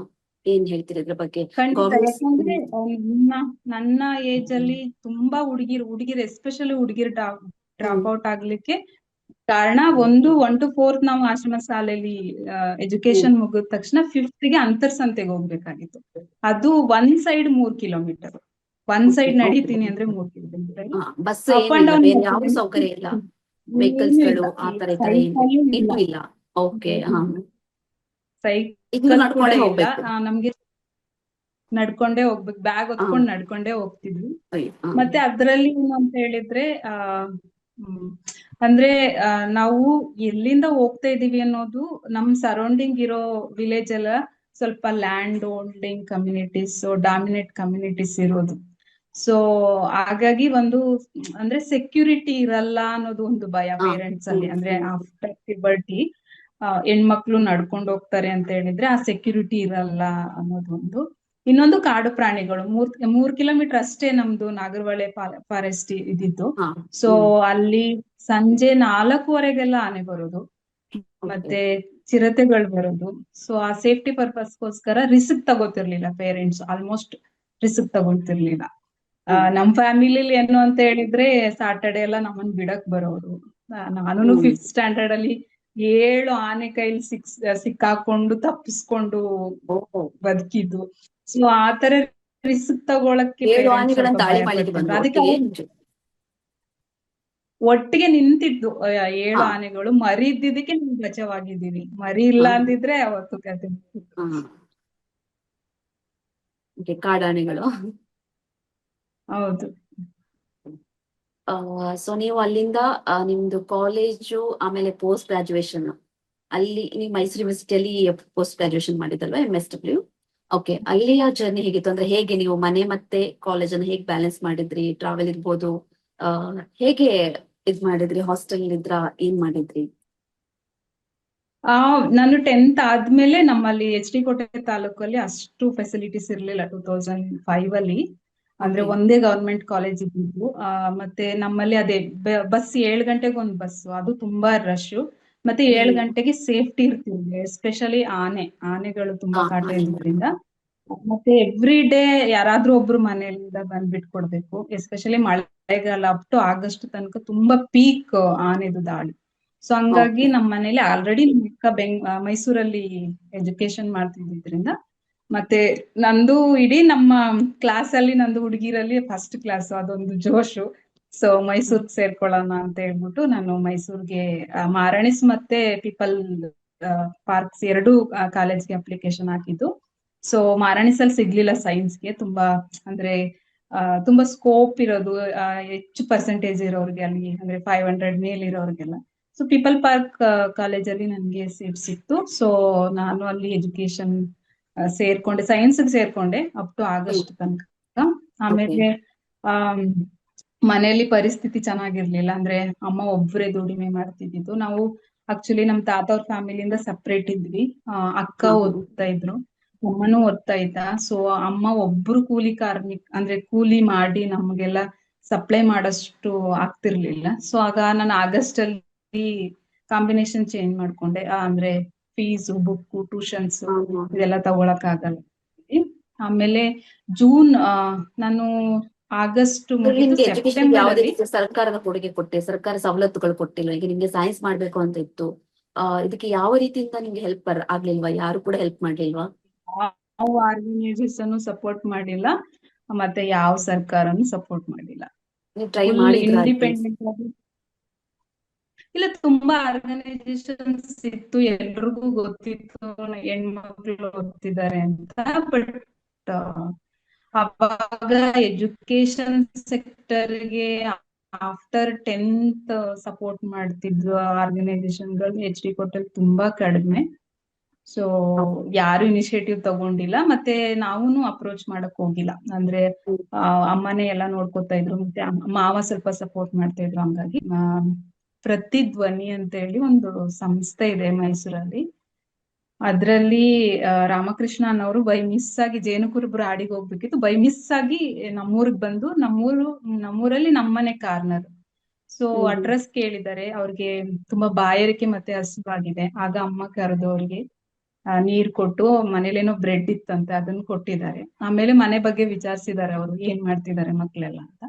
ಅಮ್ಮ ನನ್ನ ಮತ್ತೆ ನನ್ನ ಅಕ್ಕನ ಬಗ್ಗೆ ಹೇಳಿದ್ದಾರೆ, ಹಿಂಗ್ ಎಜುಕೇಶನ್ ಮಾಡ್ತಿದ್ದಾರೆ, ಆದ್ರೆ ಸಪೋರ್ಟ್ ಇಲ್ಲ ಅಂತ. ಸೊ ಅವ್ರು ಒಂದು ಚಿಕ್ಕ ಚೀಟಿಯಲ್ಲಿ ಒಂದು ಫೋನ್ ನಂಬರ್ ಕೊಟ್ಟು ಹೋಗಿದ್ರು. ಸೊ ಅದಾದ್ಮೇಲೆ ನನ್ನ ಅಕ್ಕ ಕಾಂಟ್ಯಾಕ್ಟ್ ಮಾಡಿದ್ಲು ಅವ್ರನ್ನ. ಅವ್ರು ಕಾಂಟ್ಯಾಕ್ಟ್ ಮಾಡಿ ಆದ್ಮೇಲೆ ಸರ್ವಣಿ ಅಂತ, ಅವ್ರು ಯುವರಾಜ ಕಾಲೇಜಲ್ಲಿ ಲೆಕ್ಚರ್. ಆಕ್ಚುಲಿ ಈಗ ರಿಟೈರ್ಡ್ ಆಯ್ತು, ಲಾಸ್ಟ್ 1 month ಬ್ಯಾಕ್ ರಿಟೈರ್ಡ್ ಆಯ್ತು. ಸೊ ಅವ್ರನ್ನ ನಾವು ಹೋಗಿ ಮೀಟ್ ಮಾಡಿದ್ವಿ. ಮೀಟ್ ಮಾಡಿ ಆದ್ಮೇಲೆ ಅವರು ನಮ್ ಬಗ್ಗೆ ಎಲ್ಲ ಕೇಳಿದ್ರು, ಯಾರ್ಯಾರೆಲ್ಲ ಇದ್ದಾರೆ, ನಿಮ್ಗೆ ಓದಕ್ಕೆ ಆಸಕ್ತಿ ಇದೆಯಾ ಅಂತೆಲ್ಲ. ಸೊ ಅವಾಗ ಹೌದು ಅಂತ ಹೇಳ್ದೆ. ಆಮೇಲೆ ಅವರು ನನ್ಗೆ ನನ್ PUC ಇಂದ ಮಾಸ್ಟರ್ ಡಿಗ್ರಿ ಮುಗಿಯೋ ತನಕನು ನಂದು ಫೀಸು, ನಂದು ಮಂತ್ಲಿ ಸಣ್ಣ ಪುಟ್ಟ ಪಾಕೆಟ್ ಮನಿ ಏನ್ ಬರುತ್ತೆ ಅದೆಲ್ಲಾನು ಅವ್ರು ನೋಡ್ಕೊಂಡ್ರು. ಅಂದ್ರೆ ನಾನು ಒಂಥರ ನಿಶ್ಚಿಂತೆಯಿಂದ ನಾನು ಅನ್ಕೊಂಡಿದ್ದು ನಾವು ಓದ್ಬೋದು ಅನ್ನೋದಕ್ಕೆ ಅವ್ರು ನನ್ಗೆ ಸಪೋರ್ಟ್ ಮಾಡಿದ್ದು. ಇನ್ ಕೇಸ್ ಅವತ್ತು ಅವ್ರು ಬಂದಿಲ್ಲ, ಮಿಸ್ ಆಗಿ ಅಂತ ಹೇಳಿದ್ರೆ, ನಂದು ಎಜುಕೇಶನ್ ಜರ್ನಿ ಇಷ್ಟೊಂದು ಈಸಿ ಆಗ್ತಿರ್ಲಿಲ್ಲ ಅನ್ಸುತ್ತೆ. ಹಾ, ನೀವ್ MSW ಆದ್ಮೇಲೆ, ಪೋಸ್ಟ್ ಗ್ರಾಜುಯೇಷನ್ ಆದ್ಮೇಲೆ ನಿಮ್ಗೊಂದು NGO ಕಟ್ಬೇಕು ಅಂತ ಮನಸ್ಸಾಯ್ತು. ಸೊ NGO ನಡೆಸ್ತಾ ಇದ್ದೀರಾ ಇವಾಗ, ಯುವಚೇತನ NGO ಅಂತ ಹೇಳಿ. ಆ ಒಂದು ವಿಚಾರ ಬರ್ಲಿಕ್ಕೆ ಏನ್ ಕಾರಣ ನಿಮ್ಮಲ್ಲಿ? ಆ NGO ಮೂಲಕ ನೀವು ಎಜುಕೇಶನ್ಗೆ ಫಸ್ಟ್ ಪ್ರಿಫರೆನ್ಸ್ ಕೊಡ್ತಿದ್ರೆ, ಯಾವ ರೀತಿಯಾಗಿ NGO ಮೂಲಕ ಕೆಲಸ ಮಾಡ್ತಿದ್ರಿ ನಿಮ್ಮ ಆದಿವಾಸಿ ಸಮುದಾಯಕ್ಕೆ? ನನ್ಗೆ ತುಂಬಾ ಆಸೆ ಇದ್ದಿದ್ದು ಡಾಕ್ಟರ್ ಆಗ್ಬೇಕು ಅಂತ. ಅದು ಮನ್ಸಲ್ಲಿ ತುಂಬಾ ಇತ್ತು. ನನ್ನ ಆಫೀಸ್ ರೂಮ್ ಅಲ್ಲಿ ತುಂಬಾ ಅತ್ತೆ ಅವತ್ತು, ಅಂದ್ರೆ ನನ್ಗೆ ಇಷ್ಟವಾದದನ್ನ ನಾನ್ ಮಾಡಕ್ ಆಗ್ತಿಲ್ಲ ಅಂತ ಹೇಳ್ಬಿಟ್ಟು. ಬಟ್ ಅವತ್ತು ನನ್ಗೆ ಅನ್ಸಿದ್ದು, ಅಂದ್ರೆ ನಮ್ಮಲ್ಲೆಲ್ಲ MSW ಅವರು ತುಂಬಾ ಬರ್ತಾ ಇದ್ರು, ಆರ್ಗನೈಸೇಷನ್ ತುಂಬಾ ಇರೋದ್ರಿಂದ HD ಕೋಟೆಯಲ್ಲಿ. MSW ಅವ್ರು ಬರೋರು. ಮುಂಚೆಯಿಂದ ಒಂದು ಸೋಷಿಯಲ್ ಕನ್ಸರ್ನ್ ಒಳಗಡೆ ಇತ್ತು. ನಂಗೆ ಅವತ್ತೇ ಯೋಚನೆ ಮಾಡಿದ್, ನಾನು ಫಸ್ಟ್ PUC ಆಫೀಸ್ ರೂಮ್ ಅಲ್ಲಿ ನಿಂತ್ಕೊಂಡು ನಾನು MSW ಮಾಡ್ಬೇಕು ಅಂತ. ಆಮೇಲೆ ನಾನು ಬೇಗ ಕೆಲ್ಸ ಆಗ್ಲಿ ಅಂತ ಡಿಗ್ರಿ ನಾನು ಮಹಾರಾಜಸ್ ಕಾಲೇಜಲ್ಲಿ ಮಾಡಿದ್ದು, ಮೈಸೂರು ಮಹಾರಾಜಸ್ ಕಾಲೇಜಲ್ಲಿ. ನಮ್ ಕ್ಲಾಸ್ ಅಲ್ಲಿ ನಮ್ ಕಾಂಬಿನೇಷನ್ ನಾನು ಒಬ್ಳೆ ಹುಡುಗಿ, 75 ಜನ ಬಾಯ್ಸ್. ಸೊ ಅಲ್ಲಿ ಬೇರೆ ರೀತಿಯಾದಂತ ಒಂದು ಸೋಷಿಯಲೈಸೇಷನ್ ಆಯ್ತು. ಅಂದ್ರೆ ಆ ಹೇಗಿರ್ಬೇಕು, ಸೊಸೈಟಿ ಹೇಗಿದೆ, ಎಸ್ ಎ ರೆಸ್ಪಾನ್ಸಿಬಲ್ ವಿದ್ಯಾರ್ಥಿ ಹೇಗಿರ್ಬೇಕು, ಇದೆಲ್ಲ ಕಲಿಕೆ ಆಯ್ತು. ನಾನು ಲಿಟ್ರೇಚರ್ ತಗೊಂಡೆ, ಕನ್ನಡ ಲಿಟ್ರೇಚರ್. ಉದ್ದೇಶ ಇಷ್ಟೇನೆ, ಅಂದ್ರೆ ಬೇಗ ಜಾಬ್ ಆಗುತ್ತೆ ಕನ್ನಡ ಓದಿದ್ರೆ. PDO ಈ ತರ, ಮತ್ತೆ ನಂಗೆ KS ಎಲ್ಲ ಮಾಡ್ಬೇಕಂತ ತುಂಬಾ ಆಸೆ ಇತ್ತು. ಸೊ ಹಂಗಾಗಿ ಈಸಿ ಆಗುತ್ತೆ ಅಂತ ನಾನು ಅಪ್ಲೈ ಮಾಡಿದೆ. ಅದ್ ಮುಗಿಸಿ ಆದ್ಮೇಲೆ ನಂಗೆ ತುಂಬಾ ಕನ್ವಿನ್ಸ್ ಮಾಡಿದ್ರು ನಮ್ ಲೆಕ್ಚರ್ಸ್ ಎಲ್ಲ, ನಂಗೆ ತುಂಬಾ ಕೌನ್ಸಿಲ್ ಮಾಡಿದ್ರು. ನಾನ್ ಟಾಪರ್, ಕನ್ನಡದಲ್ಲಿ ಟಾಪರ್. HOD ಎಲ್ಲ ಕರೆದು ನನ್ ತುಂಬಾ ಕನ್ವಿನ್ಸ್ ಮಾಡಿದ್ವಿ, ಕನ್ನಡ ಮಾಡು, ನಿಮ್ಗೆ ಫ್ಯೂಚರ್ ಇದೆ, ಬೇಗ ಸೆಟ್ಲ್ ಆಗ್ಬೋದು ಅಂತ. ಬಟ್ ನಾನು ಅವತ್ತು ಆಫೀಸ್ ರೂಮ್ ಅಲ್ಲಿ ಅನ್ಕೊಂಡಿದ್ನಲ್ಲ ನಾನು MSW ಮಾಡ್ಬೇಕು ಅಂತ. ಸೊ ನಮ್ ಮನೇಲಿ ತುಂಬಾ ಪ್ರೆಸರ್ ಇತ್ತು, ನೀನು B.Ed ಮಾಡು, ಅಂದ್ರೆ ಹುಡ್ಗಿ ಒಂದ್ ಸೆಟ್ ಆಫ್ ಇದಕ್ಕೇನೆ ಹೋಗ್ಬೇಕು ಅನ್ನೋ ತುಂಬಾ ಪ್ರೆಸರ್ ಇತ್ತು. ಮತ್ತೆ ನನ್ನ ಹತ್ರನೂ ಅಷ್ಟು ನೆಗೋಸಿಯೇಷನ್ ಪವರ್ ಇರ್ಲಿಲ್ಲ ಅವಾಗ. ಒಂದೇನು ಅಂದ್ರೆ ಓದಿದ್ರೆ ನಾನು ಹೇಳ್ದಂಗೆ ಕೇಳ್ತಾರೆ ಅನ್ನೋದು ಮಾತ್ರ ತಲೆಲಿ. ಆಮೇಲೆ ನಮ್ಮಮ್ಮ ಫೈನಲಿ ಹೇಳಿದ್ರು, ಗೌರ್ಮೆಂಟ್ ಸೀಟ್ ಸಿಕ್ಕಿದ್ರೆ ಮಾತ್ರ ನೀನ್ MSW ಮಾಡು, ಇಲ್ಲಾಂದ್ರೆ B.Ed ಮಾಡು ಅಂತ. ನಾನು 2 ಮಂತ್ ಏನೋ ನಂಗೆ CET-ಗೆ ಇತ್ತು ಗ್ಯಾಪು. ನಾನು ಚೆನ್ನಾಗಿ ಓದಿದೆ. ನಂದು ಮೈಸೂರು ಯೂನಿವರ್ಸಿಟಿ CET-ಯಲ್ಲಿ ಸೆಕೆಂಡ್ ಟಾಪರ್ ನಾನು. ನನ್ ಗೌರ್ಮೆಂಟ್ ಸೀಟ್ ನನಗ್ ಬರ್ಬೇಕಾದ ಪಾಲ್ ನನಗ್ ಬಂತು. So MSW ಮುಗಿಸ್ದೆ. MSW ಮುಗಿಸಿ ಲಾಸ್ಟ್ ಇಯರ್ ಅಲ್ಲಿ ಏನಾಯ್ತು ಅಂತ ಹೇಳಿದ್ರೆ ಬ್ಲಾಕ್ ಪ್ಲೇಸ್ಮೆಂಟ್ ಮಾಡ್ಬೇಕು ನಾವು. 45 days ಬ್ಲಾಕ್ ಪ್ಲೇಸ್ಮೆಂಟ್ ಮಾಡ್ಬೇಕಾಗಿತ್ತು. ಸೊ ತುಂಬಾ ನಾನು ಟ್ರೈ ಮಾಡ್ತಾ ಇದ್ದೆ. ನಂಗೆ HR ಇಷ್ಟ ಇರ್ಲಿಲ್ಲ ಆಕ್ಚುಲಿ. ಕಮ್ಯುನಿಟಿ ಡೆವಲಪ್ಮೆಂಟ್ ಅಲ್ಲೇ ನಂದು ಸ್ಪೆಷಲೈಸೇಷನ್ ಮಾಡ್ಬೇಕು ಅಂತ. ಸೊ ನನ್ಗೆ ಯಾರೂನು ಮುಂದೆ ಬರ್ಲಿಲ್ಲ, ಅಂದ್ರೆ ಪ್ಲೇಸ್ಮೆಂಟ್ಗೆ ಪ್ಲೇಸ್ಮೆಂಟ್ ಏನ್ ಮಾಡ್ಲಿಕ್ಕೆ ಹೇಳ್ತಾರೆ ಕೆಲಸ ಕೊಡ್ಲಿಕ್ಕೆ. ಸಿಗ್ಲಿಲ್ಲ. ಟ್ರೈನಿಂಗಿಗೆ ಸಿಗ್ಲಿಲ್ಲ. ನಮ್ ಕೋಟೆಲ್ಲೂ ಸುಮಾರು 5-6 ಆರ್ಗನೈಸೇಷನ್ಸ್ ಇತ್ತು. ನಾನ್ ಟ್ರೈ ಮಾಡ್ದೆ, ಡೈರೆಕ್ಟ್ ಆಗಿ ಇಂಡೈರೆಕ್ಟ್ ಆಗಿ ಟ್ರೈ ಮಾಡ್ದೆ, ಬಟ್ ಆಗಿಲ್ಲ, ತಗೊಂಡಿಲ್ಲ. ಅವಾಗ ನೋವಲ್ಲಿ ನಾನು ಅನ್ಕೊಂಡಿದ್ದೆ ಆಕ್ಚುಲಿ ಅವತ್ತು. ಅಂದ್ರೆ ಇವತ್ತು ನನ್ಗೆ ಒಂದು ಒಂದು ಟ್ರೈಬಲ್ ಆಗಿ ನನ್ಗೊಂದ್ ಪ್ಲೇಸ್ಮೆಂಟ್ ಜಾಗ ಸಿಗ್ತಾ ಅವಕಾಶ ಇಲ್ಲ. ಸಿಗ್ಲಿಲ್ಲ, ಸೊ ಕೆಲ್ಸಕ್ಕೂ ಅವಕಾಶ ಸಿಗ್ಲಿಲ್ಲ ಅಂತ ಹೇಳಿ. ಅಂದ್ರೆ ಯಾರು ಕೆಲಸ ಕೊಡ್ಲಿಕ್ಕೆ ಮುಂದೆ ಬಂದಿಲ್ಲ, ಯಾಕಂದ್ರೆ ನೀವು ಆದಿವಾಸಿ ಅಂತ. ಅಟ್ಲೀಸ್ಟ್ ಆ ಟ್ರೈನಿಂಗ್, ಬ್ಲಾಕ್ ಪ್ಲೇಸ್ಮೆಂಟ್ ಟ್ರೈನಿಂಗ್ ಕೂಡ ಅವಕಾಶ ಕೊಟ್ಟಿಲ್ಲ ಟ್ರೈನಿಂಗ್ ನಿಮ್ಗೆ. MSW ಮುಗಿತಿದೆ. ಅದಕ್ಕೆ ನಂಗೆ ಅವಕಾಶ ಸಿಕ್ಕಿರ್ಲಿಲ್ಲ. ಸೊ ಅವಾಗ ನಾನು ನೋವಲ್ಲಿ ಅನ್ಕೊಂಡಿದ್ದು, ಇಲ್ಲ ನಾನು ಒಂದಲ್ಲ ಒಂದಿನ ಅದೇ ತಾಲೂಕಲ್ಲಿ ನಾನು ಈ ತರ ಒಂದ್ ಸಂಸ್ಥೆ ಕಟ್ತೀನಿ ಎಜುಕೇಶನ್ಗೋಸ್ಕರ, ಮತ್ತೆ ಈ ತರ ಟ್ರೈನಿಂಗ್ಸ್ ಗಳಿಗೆನೆ ನಾನು ಅವಕಾಶ ಕೊಡ್ತೀನಿ ಅಂತ ನೋವಲ್ಲಿ ಅನ್ಕೊಂಡಿದ್ದು. ಸೊ ಅದು ಆಗಕ್ಕೆ 7 ವರ್ಷ ಹಿಡಿತು. ನಾನು HR ಆಗಿ ಕೆಲಸ ಮಾಡಿದೆ, ಚೈಲ್ಡ್ ಕೌನ್ಸಿಲರ್ ಆಗಿ ಕೆಲಸ ಮಾಡಿದೆ. ಅದಾದ್ಮೇಲೆ 2017 ಅಲ್ಲಿ ನಾನು ಕರ್ನಾಟಕ ಸ್ಟೇಟ್ ಟ್ರೈಬಲ್ ಇನ್ಸ್ಟಿಟ್ಯೂಟ್ ಇದೆ, ರಿಸರ್ಚ್ ಇನ್ಸ್ಟಿಟ್ಯೂಟ್, ಅದ್ರಲ್ಲಿ ನಾನು ರಿಸರ್ಚ್ ಇನ್ವೆಸ್ಟರ್ ಆಗಿ ಜಾಯಿನ್ ಆದೆ. ಆಕ್ಚುಲಿ ಅವಾಗ ನಂದು ಇಂಟೆನ್ಷನ್ ಏನಿತ್ತು, 3 ವರ್ಷ ಸರ್ವಿಸ್ ಅಲ್ಲಿ ನನ್ಗೆ ಅನ್ಸಿದ್ದು, ಅಂದ್ರೆ ಆಕ್ಚುಲಿ ನನ್ ಯಾವ್ದ್ರ ಬಗ್ಗೆ ನನ್ಗೆ ಕೆಲಸ ಮಾಡ್ಬೇಕು ಅಂತ. ನಂಗೆ ಕರ್ನಾಟಕದ 8 ಟ್ರೈಬಲ್ ಜಿಲ್ಲೆಗಳಲ್ಲಿ ಟ್ರಾವೆಲ್ ಮಾಡಕ್ಕೆ ನಂಗೆ ತುಂಬಾ ಅವಕಾಶ ಸಿಕ್ತು. 2 ಸಮುದಾಯಗಳು, ಎಸ್ಪೆಷಲಿ ಜೇನುಕುರುಬ ಮತ್ತೆ ಕೊರಗ ಸಮುದಾಯದ ಬಗ್ಗೆ ತುಂಬಾ ತಳಮಟ್ಟದಲ್ಲಿ ಕೆಲಸ ಮಾಡ್ಲಿಕ್ಕೆ ನಂಗೆ ಅವಕಾಶ ಸಿಕ್ತು. ಸೊ ಅವಾಗ ನನ್ಗೆ ಅನ್ಸಿದ್ದು, ಎಜುಕೇಶನ್ ಬಗ್ಗೆ ನಾನು ಕೆಲಸ ಮಾಡ್ಲೇಬೇಕು, ಎಜುಕೇಶನ್ ಬಗ್ಗೆ ಕೆಲಸ ಮಾಡಿದ್ರೇನೆ ಟ್ರೈಬಲ್ ಡೆವಲಪ್ಮೆಂಟ್ ಆಗೋದು ಅಂತ ನನ್ಗೆ ಅವಾಗ ಅನ್ಸಿತ್ತು. ಸೊ ಅನ್ಸಿದ್ಮೇಲೆ ಅದು ಅಷ್ಟು ಈಸಿ ಇರ್ಲಿಲ್ಲ ನಾನು ಕೆಲಸ NGO ಸ್ಥಾಪನೆ ಮಾಡ್ಲಿಕ್ಕೆ. ಯಾರೆಲ್ಲ ಸ್ಪಾನ್ಸರ್ ಮಾಡಿದ್ರು? NGO ಸ್ಥಾಪನೆ ಮಾಡ್ಬೇಕಂದ್ರೆ ನಿಮ್ಗೆ ಹಣದ ಅವಶ್ಯಕತೆ ಇರುತ್ತೆ. ಅವಾಗ ಯಾರೆಲ್ಲ ಸ್ಪಾನ್ಸರ್ ಮಾಡಿದ್ರು ನಿಮ್ಗೆ? ಸ್ಪಾನ್ಸರ್ಸ್ ಇದ್ದಾರಾ ಇವಾಗ ಕೂಡ, ಇಲ್ಲ ಹೇಗೆ ನೀವು ಸ್ಥಾಪನೆ ಮಾಡಿದ್ರಿ? ನಿಮ್ದೇ ಸ್ವಂತ ದುಡ್ಡ? ಆಕ್ಚುಲಿ ನಾನು TRI ಅಲ್ಲಿ ಕೆಲವು ಗೊಂದಲಗಳಿಂದ, ಅಂದ್ರೆ ಎಥಿಕಲ್ ವ್ಯಾಲ್ಯೂಸ್ ಕ್ಲಾಸ್ ಆಗಿ ನನ್ ಕೆಲಸ ಬಿಡ್ಬೇಕಾಯ್ತು. ಅಂದ್ರೆ ಟ್ರೈಬಲ್ಸ್ಗೆನೆ ಕೆಲಸ ಮಾಡ್ತಿದ್ದಾರೆ, ಬಟ್ ಟ್ರೈಬಲ್ ನಾವು ಒಂದು ಡೇಟಾ ಆ ತರ ನಮ್ಮನ್ನ ಯೂಸ್ ಮಾಡೋದು, ನಮ್ಮನ್ನ ನೋಡೋದು, ಅದೆಲ್ಲೋ ತುಂಬಾ ನೋವಾಗ್ತಿತ್ತು ನನಗೆ. ಅಂದ್ರೆ ನಾವು ಹ್ಯೂಮನ್ ಬೀಯಿಂಗ್ಸ್ ಲೈವ್ ಅಲ್ಲಿ ಇದ್ದೀವಿ. ಸೊ ಅದೆಲ್ಲೋ ತುಂಬಾ ನಂಗೆ ಒಂದ್ ಕ್ಲಾಸ್ ಆಗ್ತಿತ್ತು, ಅಂದ್ರೆ ವ್ಯಾಲ್ಯೂಸ್ ಕ್ಲಾಸ್ ಆಗ್ತಾ ಇತ್ತು. ಅಂದ್ರೆ ಅವಾಗ ನಾನು 2020 ಅಕ್ಟೋಬರ್ ಅಲ್ಲಿ ನಾನು ಕೆಲಸ ಬಿಟ್ಟಾದ್ಮೇಲೆ ನಾನು ಹುಡುಕ್ತಾ ಇದ್ದೆ, ಅಂದ್ರೆ ಒಂದು ದಾರಿ ಹುಡುಕ್ತಿದ್ದೆ. ಜಾಬ್ ಮೈಂಡ್ ಸೆಟ್ ಹೋಗಿತ್ತು, ನನ್ ಜಾಬ್ ಕಾನ್ಸೆಪ್ಟ್ ಇರ್ಲಿಲ್ಲ. ಅಲ್ಲಿ ಸಿಎಂಡರ್ ಆಗಿ ಪರ್ಮನೆಂಟ್ ಆಗುತ್ತೆ ಅಂತಾನೆ ನನ್ನನ್ನು ಅಲ್ಲಿಗೆ ಸೇರಿಸಿದ್ದು. ಬಟ್ ಅದು ಡ್ರೀಮ್ ಹೋಯ್ತು ನನ್ಗೆ. ಅಲ್ಲಿ ನಾನು ಏನೂ ನ್ಯಾಯ ಕೊಡಕ್ಕಾಗಲ್ಲ ಸಮುದಾಯಕ್ಕೆ, ನಾನ್ ಸತ್ಯ ಬರೆಯಕ್ ಆಗಲ್ಲ ಅಲ್ಲಿ ಅನ್ನೋದೆಲ್ಲ ನನ್ಗೆ ಅರ್ಥ ಆಯ್ತು. ಸೊ ಅವಾಗ ನಾನು 2 ಮಂತ್ ತುಂಬಾ ಯೋಚನೆ ಮಾಡಿದೆ. ಆಮೇಲೆ ದಿಸೋಮ್ ಅಂತ ಒಂದು ದಿಸೋಮ್ ಫೌಂಡೇಶನ್ ಅಂತ ಇದೆ, DISOM. ಅದು ಬಂದು ಈ ದೇಶದಲ್ಲಿ ಎಥಿಕಲ್ ಲೀಡರ್ಸ್ ನ ಪೊಲಿಟಿಕಲ್ ಮತ್ತೆ ಸೋಷಿಯಲ್ ಫೀಲ್ಡ್ ಅಲ್ಲಿ ನರ್ಚರ್ ಮಾಡ್ತಾರೆ. ಸೊ ಅದು ಫಸ್ಟ್ ಬ್ಯಾಚ್ ಅಪ್ಲಿಕೇಶನ್ ಕರೆದಿದ್ರು. ನಾನು ಅದ್ ಬೈ ಮಿಸ್ ಆಗಿ ಟ್ರಾನ್ಸ್ಲೇಷನ್ಗೆ ಹೋಗಿದ್ದು. ಆಕ್ಚುಲಿ ನಾರ್ತ್ ಕರ್ನಾಟಕದವ್ರು ತುಂಬಾ ಇದ್ರು ಅಂತ ಹೇಳ್ಬಿಟ್ಟು ನಾನು ಟ್ರಾನ್ಸ್ಲೇಷನ್ಗೆ ಹೋಗಿದ್ದೆ. ಅದು ಹಿಂದಿ ಇಂಗ್ಲಿಷ್ ಅಲ್ಲಿ ಆಗ್ತಾ ಇತ್ತು.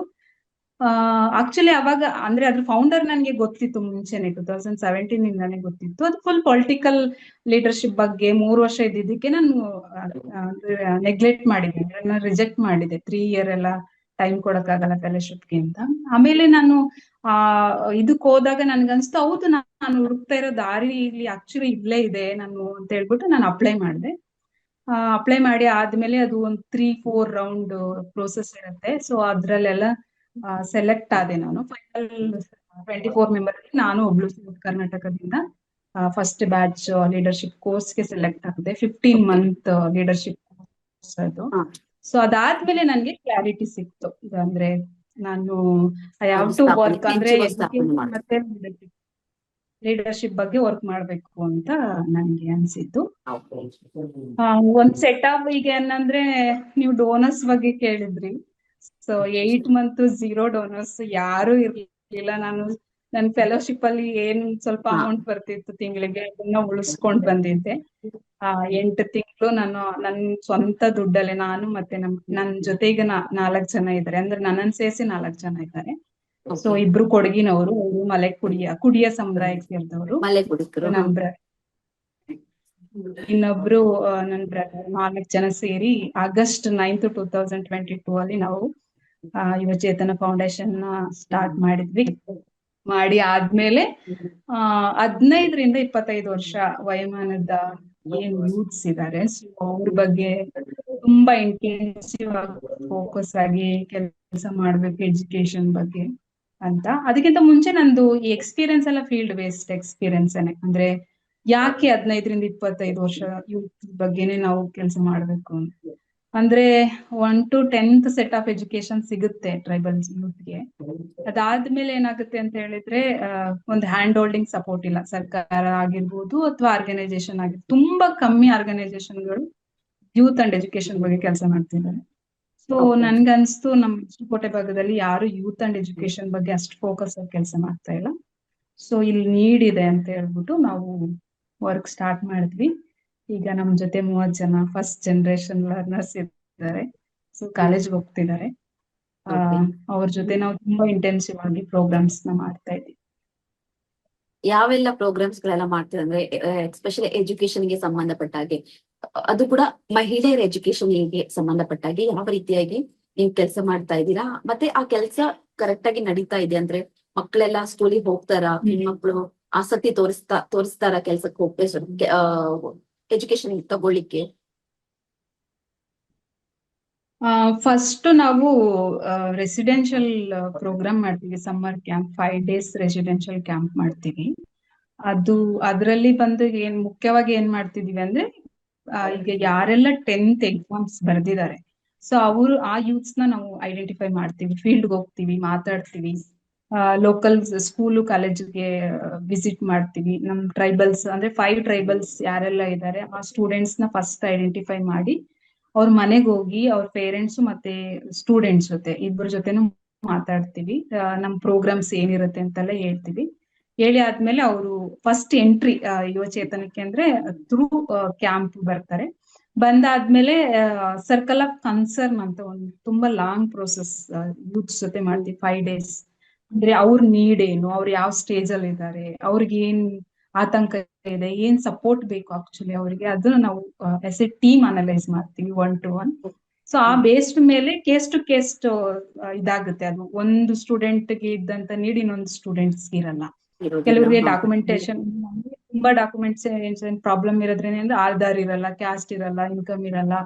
ನೆಕ್ಸ್ಟ್ ಕಾಲೇಜ್ ಅಡ್ಮಿಷನ್ ಆಗುವಾಗ ಬ್ಯಾಕ್ ಆಗ್ಬಿಡ್ತಾರೆ. ಸೊ ನಾವು ಏಪ್ರಿಲ್ ಅಲ್ಲೇನೆ ಅದನ್ನ ಕ್ಯಾರಿ ಫಾರ್ವರ್ಡ್ ಮಾಡ್ತೀವಿ.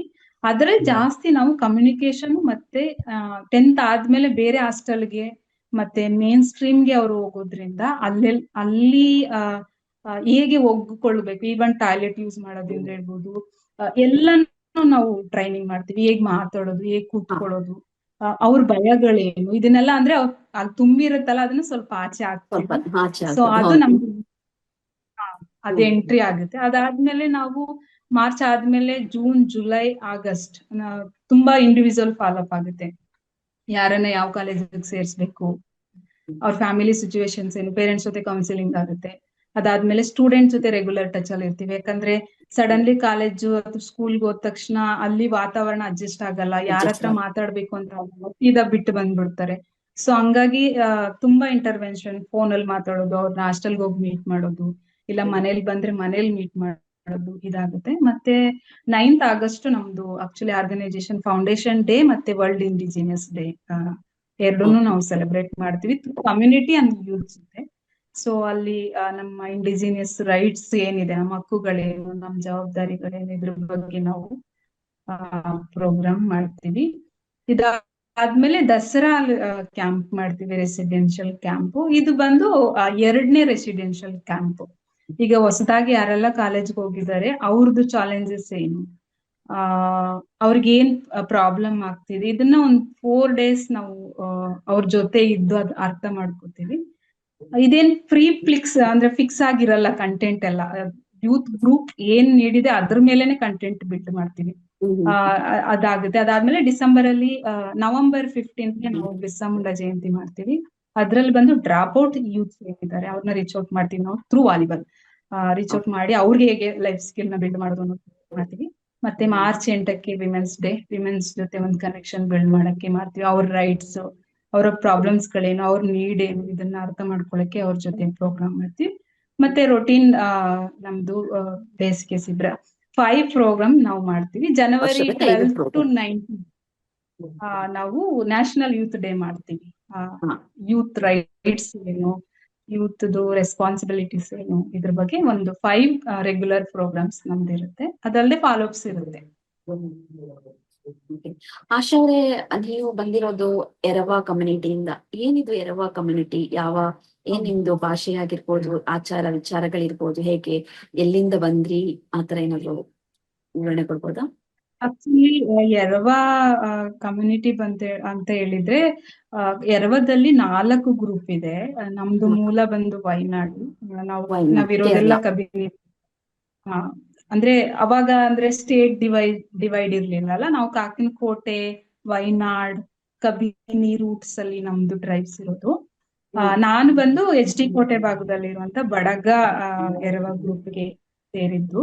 ಅಂದ್ರೆ ಆಂಥ್ರೋಪಾಲಜಿಕಲಿ ಹೇಳ್ತಾರೆ ಇವ್ರು ಬಡಗ ಸಬ್ ಗ್ರೂಪ್ ಅಂತ, ನಾವು ಎರವ ಅಂದ್ರೆ ಎರವನೇ ಅದಕ್ಕೆ ಸಬ್ ಗ್ರೂಪ್ ಅವ್ರು ಸೇರ್ಸಿರೋದು. ಗೊತ್ತಿಲ್ಲ ಅದ್ರ ಬಗ್ಗೆ, ಆಸ್ ಎ ರಿಸರ್ಚರ್ ನನ್ಗೂ ಗೊತ್ತಿಲ್ಲ, ನಾನು ತುಂಬಾ ಹುಡುಕ್ತಾ ಇದ್ದೀನಿ. ಕೊಡಗಲ್ಲಿದ್ದಾರೆ ಪಂಜರಿ ಮತ್ತೆ ಪಣಿ ಎರವ ಮತ್ತೆ ಕಾಗೆ ಎರವ. ಅವ್ರದ್ದು ಭಾಷೆ ಇದೆ, ಉಡುಗೆ ತೊಡುಗೆ ಎಲ್ಲ ಇದೆ. ನಮ್ದು ಭಾಷೆ ಬಂದು ಕನ್ನಡನೇ. ನಮ್ ಮೂಲತಃ ಕನ್ನಡನೇ ಮಾತಾಡೋದು. ತುಂಬಾ ಸಣ್ಣ ಒಂದು ಉಪಪಂಗಡ ಎರವರಲ್ಲಿ. ಒಂದು 2,500 ಪಾಪ್ಯುಲೇಷನ್ ಇರ್ಬೋದು. ಒಂದು 500 ರಿಂದ 600 ಫ್ಯಾಮಿಲಿ ಇದೀವಿ. HD ಕೋಟೆ ನಿಮ್ಮ ಜನಾಂಗದಲ್ಲಿ ಇರೋದು 2,000 ಪಾಪ್ಯುಲೇಷನ್ ಅಷ್ಟೇ, ಜನಸಂಖ್ಯೆ ಅಷ್ಟೇ ಇದೀವಿ ಅಷ್ಟೇ. ತುಂಬಾ ಸಣ್ಣ ಸಮುದಾಯ. ಭಾಷೆ ಇಲ್ಲ, ಮೂಲತಃ ಒಂದು ಕನ್ನಡ ಭಾಷೆನೇ ಮಾತಾಡ್ತೀರಂತ. ನಿಮ್ದು ಮೂಲ ಕಸುಬು ಆತರ ಏನಾದ್ರು ಇದೆಯಾ ನಿಮ್ಗೆ? ಯಾವ ಕಸುಬುಗಳನ್ನ ಜಾಸ್ತಿಯಾಗಿ ಮಾಡ್ತೀರಾ ನೀವು? ಕೃಷಿ ಅಷ್ಟೇ ಮಾಡ್ತೀರಾ, ಇಲ್ಲ ಬೇರೆ ಏನಾದ್ರು ಕಸುಬು ಇದೆಯಾ? ಇಲ್ಲ, ಮುಂಚೆ ಎಲ್ಲ ಅಂದ್ರೆ ನಾವು ಅಂದ್ರೆ ಫಾರೆಸ್ಟ್ ಡ್ವೆಲ್ಲಿಂಗ್ ಕಮ್ಯುನಿಟಿ, ಅಂದ್ರೆ ಅರಣ್ಯ ಆಧಾರಿತ ಸಮುದಾಯ. ಅರಣ್ಯ ಉತ್ಪನ್ನಗಳು ಮಾರಾಟ ಮಾಡೋದು ಆತರ ಮುಂಚೆ ಅಂದ್ರೆ 1972 ವೈಲ್ಡ್ ಲೈಫ್ ಪ್ರೊಟೆಕ್ಷನ್ ಆಕ್ಟ್ ಬರಕ್ಕಿಂತ ಮುಂಚೆ ಎಲ್ಲ ಇದೆಲ್ಲ ಅಂದ್ರೆ ಫುಲ್ ಡಿಪೆಂಡೆಂಟ್. ಕೃಷಿ ಭೂಮಿ ತುಂಬಾ ಕಮ್ಮಿ. ಈಗ ನನ್ಗೂ ತುಂಬಾನೇ ಎಲ್ಲ ನೆನಪಿದೆ. ಅಂದ್ರೆ ನಮ್ ತಾತ ಎಲ್ಲ ಹೋಗಿ ಕಾಡರಿಶಿನ, ಶುಂಠಿ, ಈ ಬರ್ಲು ಕಟ್ತಾರಲ್ಲ ಅದು ಕಡ್ಡಿ, ಜೇನು, ಮರದ ಪಾಚಿ, ಇದೆಲ್ಲ ತಗೊಂಡು ಸಿಟಿಗಳಿಗೆ ಮಾರಾಟ ಮಾಡಿ ನಮ್ದು ಜೀವನ ಇದ್ದಿತ್ತು. ಮೂಲತಃ ನಾವು ಅಂದ್ರೆ ನದಿ ಮೂಲಕ್ಕೆ ತುಂಬಾ ಎರವರು, ಅಂದ್ರೆ ನಮ್ದು ಮೂಲನೇ ನದಿಯಿಂದ ಸ್ಟಾರ್ಟ್ ಆಗುತ್ತೆ. ಸೊ ಹಂಗಾಗಿ ಫಿಶಿಂಗ್ ನಮ್ದು ಜೀವನದ ಆಗಿತ್ತು. ಫಿಶಿಂಗ್, ವೆರೈಟಿ ಫಿಶಿಂಗ್ಸ್ ಮಾಡೋದಲ್ಲ. ಮತ್ತೆ ಈಗ ಕಬಿನಿ ಡ್ಯಾಮ್ ಆದ್ಮೇಲೆ, ಆಕ್ಚುಲಿ ನಾವು ಕಬಿನಿ ಡ್ಯಾಮ್ ಕನ್ಸ್ಟ್ರಕ್ಷನ್ ಗಿಂತ ಮುಂಚೆ ನಾವು ಒಳಗಡೆ ಕಾಕನಕೋಟೆ ಒಳಗಡೆ ಇದ್ದಿದ್ದು. ಸೊ ಒಂದು 60 years ಬ್ಯಾಕ್ ಯಾವಾಗ ಅಂದ್ರೆ ಕಬಿನಿ ಡ್ಯಾಮ್ ಕನ್ಸ್ಟ್ರಕ್ಷನ್ ಆಯ್ತು, ಅವಾಗ ನಮ್ ಫುಲ್ ಎತ್ತಂಗಡಿ ಮಾಡಿದ್ದು. ಯಾವುದೇ ರೀತಿ ಅಂತ ಡ್ಯಾಮ್ ಡಿಸ್ಪ್ಲೇಸ್ಮೆಂಟ್ ಆ ಪ್ರದೇಶದಿಂದ ಮತ್ತೆ ಎಲ್ಲಿ ಹೋದ್ರಿ ನೀವು ಅಲ್ಲಿ ಎತ್ತಂಗಡಿ ಮಾಡ್ಬೇಕಾದ್ರೆ? ಒಂದ್ 15 ಕಿಲೋಮೀಟರ್ ಹೊರಗಡೆ. ಈಗ ನಾವೆಲ್ಲಿದ್ದೀವಿ ಅಂಕನಾಥಪುರ, ಅಲ್ಲಿಗೆ ಅಂದ್ರೆ ಎತ್ತರದ ಪ್ರದೇಶಕ್ಕೆ ಬಂದು. ಆ ಸಂದರ್ಭದಲ್ಲಿ ಯಾವುದೇ ಹೋರಾಟಗಳು ಮಾಡಿಲ್ಲ?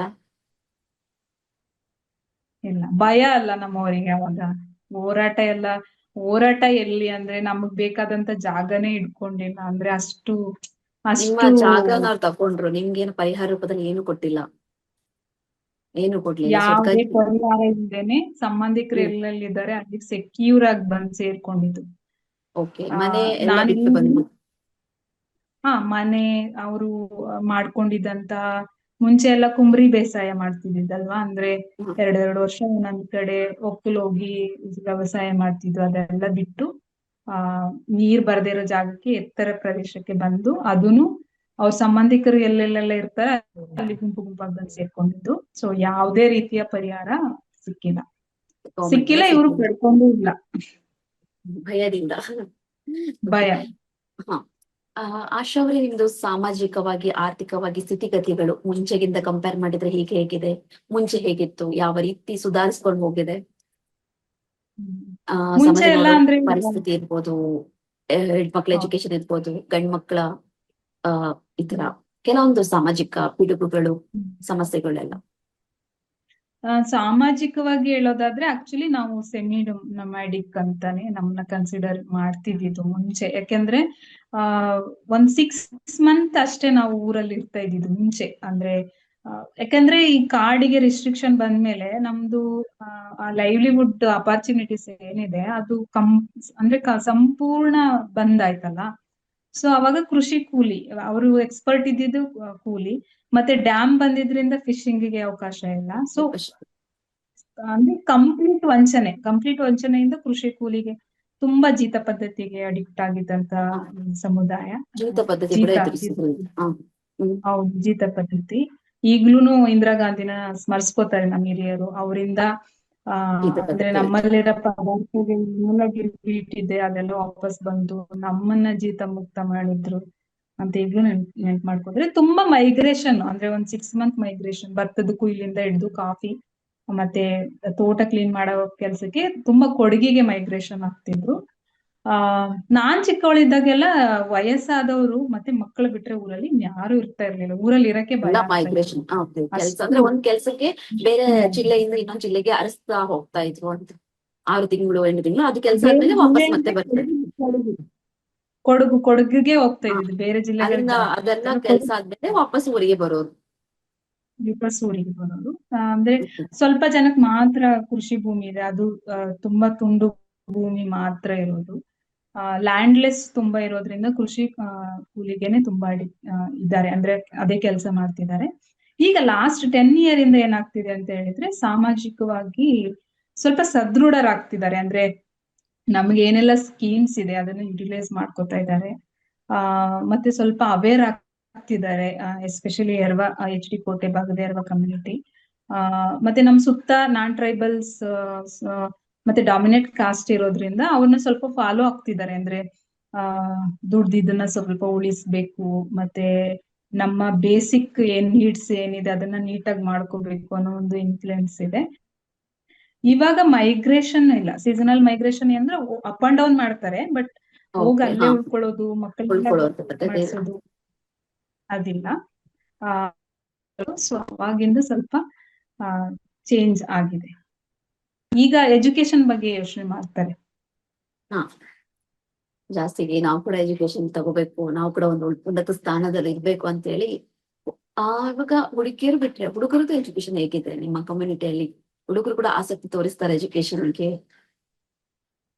ಅದು ಟ್ರೈಬಲ್ ಕಮ್ಯುನಿಟಿಯಲ್ಲಿ ಉಲ್ಟಾ, ಹುಡುಗಿರು ಚೆನ್ನಾಗಿ ಓದ್ತಾರೆ, ಬಟ್ ಹುಡುಗರು ಅಂದ್ರೆ ನಮ್ಗೇನೆ ಕ್ಯಾಂಪ್ಸ್ ಅಲ್ಲೇನೆ ನಮ್ದು 25 ಜನ ಕೆಪಾಸಿಟಿ, ನಮ್ದು ಮ್ಯಾಕ್ಸಿಮಮ್ 30 ಮೆಂಬರ್ಸ್ ನಮ್ದು ಕೆಪಾಸಿಟಿ ಇರುತ್ತೆ. ಹೆಂಗೆ ಅಂತ ಹೇಳಿದ್ರೆ ಆಫ್ಟರ್ 10th ಸಿಗದೇ ಇಲ್ಲ, ಅಂದ್ರೆ ಬಾಯ್ಸ್ ಸಿಗಲ್ಲ, ಸಿಗಿದ್ರು 3 ಜನ 4 ಜನ. ನಮ್ಗೆ ಜೆಂಡರ್ ಬ್ಯಾಲೆನ್ಸ್ ಮಾಡಕ್ಕೇನೆ ಆಗಲ್ಲ. ಫಸ್ಟ್ ಕ್ಯಾಂಪ್ ಅಲ್ಲಿ 17 ಪುರುಷ ಜನ. ದಬ್ಬಾಳಿಕೆ ಏನಾದ್ರು ಇದೆಯಾ ಅಂದ್ರೆ ನಿಮ್ ಕಮ್ಯುನಿಟಿಯಲ್ಲಿ?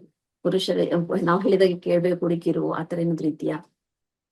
ಜೆಂಡರ್ ಅಂದ್ರೆ ಟ್ರೈಬಲ್ಸ್ ಆಗಿರೋದ್ರಿಂದ ಈ ಜೆಂಡರ್ದು ಡಿಸ್ಕ್ರಿಮಿನೇಷನ್ ತುಂಬಾ ಇಲ್ಲ. ಯಾಕೆಂದ್ರೆ ನಮ್ಮಲ್ಲಿ ಆಲ್ರೆಡಿ ಆ ಫ್ರೀಡಮ್ ಇದೆ. ಅಂದ್ರೆ ನಾನು ಕೂಡ ನನ್ನ ಪಾರ್ಟ್ನರ್ನ ಆಯ್ಕೆ ಮಾಡ್ಕೊಳಕ್ಕೆ ನನ್ಗೂ ರೈಟ್ಸ್ ಅಂಡ್ ಫ್ರೀಡಮ್ಸ್ ಇದೆ, ಹೇಗೆ ಹುಡುಗರಿಗಿದೆ ಹಾಗೆ. ಮತ್ತೆ ಡಿಸಿಷನ್ ಮೇಕಿಂಗ್ ಅಲ್ಲೂ ಅಷ್ಟೇ. ಅಂದ್ರೆ ಈಗ ಸೋಕಾಲ್ಡ್ ನಾವು ನೋಡ್ತೀವಲ್ಲ ಜೆಂಡರ್ ಡಿಸ್ಕ್ರಿಮಿನೇಷನ್, ಆ ತರದ್ದು ಜೆಂಡರ್ ಡಿಸ್ಕ್ರಿಮಿನೇಷನ್ಸ್ ಇಲ್ಲ. ಬಟ್ ಲೇಯರ್ ಅಲ್ಲಿ ಇದೆ, ಹಾಗಂತ ನಾನು ಟ್ರೈಬಲ್ ಕಮ್ಯುನಿಟಿಲಿ ಇಲ್ಲ ಅಂತ ಹೇಳಲ್ಲ. ಬಟ್ ಇವಾಗ ನಮ್ಮಲ್ಲಿ ಏನಂತ ಹೇಳಿದ್ರೆ ಎರವದಲ್ಲಿ ಎಸ್ಪೆಷಲಿ ಒಂದು ಮೇಟಿ ಸಿಸ್ಟಮ್ ಇದೆ, ಅಂದ್ರೆ ಟ್ರೆಡಿಷನಲ್ ಜುಡಿಷಿಯರಿ ಸಿಸ್ಟಮ್ಸ್ ಇದೆ. ಸೊ ಅದ್ರಲ್ಲಿ ಪುರುಷನೇ ವಿಲೇಜ್ ಆಗಿರ್ಬೋದು, ಫ್ಯಾಮಿಲಿ ಆಗಿರ್ಬೋದು, ಪುರುಷ ಪ್ರಧಾನದಿಂದನೇ ಡಿಸಿಷನ್ ಮೇಕಿಂಗ್ ನಡೆಯುತ್ತೆ. ಇವನ್ ನಾನು ಇಷ್ಟು ಓದಿದೀನಿ, ಒಂದ್ ಸಂಸ್ಥೆ ನಡೆಸ್ತಾ ಇದ್ದೀನಿ, ಆದ್ರೂನು ನಾನು ಆ ಜುಡಿಷರಿ ಸಿಸ್ಟಮ್ ಒಳಗಡೆ ಎಂಟ್ರಿ ಆಗಕ್ಕಾಗಲ್ಲ. ಸೊ ಆ ತರದಿದೆ.